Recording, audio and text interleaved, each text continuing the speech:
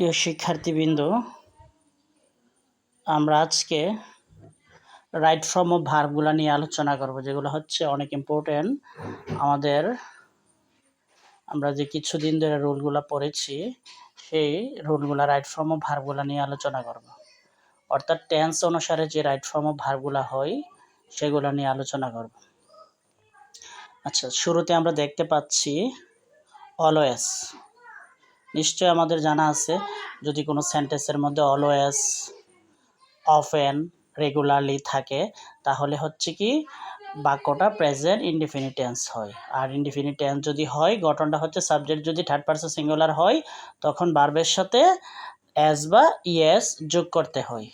তাহলে এটার আনসারটা হবে, সঠিক আনসারটা হবে my mother always reads the কোরআন।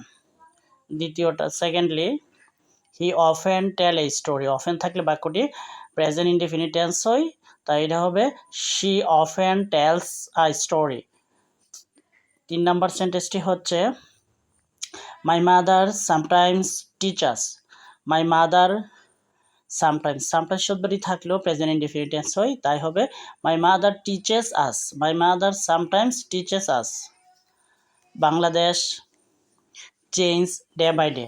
কোনো সেন্টেন্সের মাঝে যদি ডে বাই ডে থাকে, তাহলে অবশ্যই বাক্যটি প্রেজেন্ট কন্টিনিউয়াস টেন্স হয়। তাহলে হবে Bangladesh is changing day by day. She speak now. Speak now থাকলে বাক্যটি প্রেজেন্ট কন্টিনিউয়াস টেন্স হয়, তাহলে হবে শি ইজ স্পিকিং নাও। তারপরে হচ্ছে জাস্ট। জাস্ট যদি বাক্যটি থাকে প্রেজেন্ট পারফেক্ট টেন্স হয়, তাহলে এটা হবে he has just visited our house. 7 নম্বর বাক্যটা হচ্ছে কি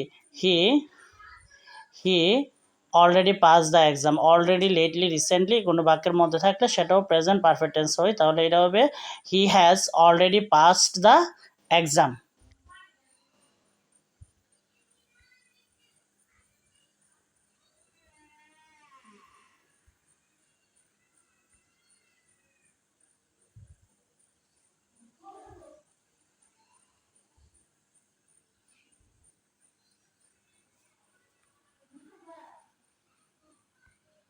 শিক্ষার্থীবৃন্দ, 8 নম্বর সেন্টেন্সটি হচ্ছে কোনো সেন্টেন্সের মধ্যে সিন্স অথবা ফর যদি থাকে, তাহলে বাক্যটি হবে প্রেজেন্ট পারফেক্ট কন্টিনিউয়াস। তাহলে সেন্টেন্সটির কারেক্ট অ্যান্সার হবে he has been living in the village for 5 years.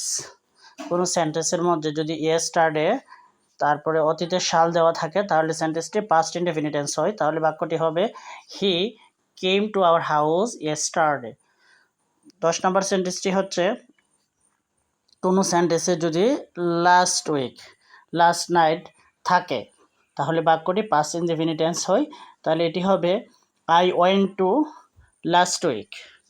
তারপরে হচ্ছে কোনো বাক্যে যদি বিফোর অথবা আফটার দেওয়া থাকে, তাহলে বাক্যটি হয় পাস্ট পারফেক্ট টেন্স, আর অপর অংশটি হয় পাস্ট ইনডেফিনিট টেন্স। তাহলে এটার কারেক্ট আনসার হচ্ছে the patient had died before the doctor came. কোনো বাক্যের মধ্যে যদি টুমোরো দেওয়া থাকে, বাক্যটি ফিউচার ইনডেফিনিট টেন্স হয়, তাহলে এটা হবে I will play the football tomorrow.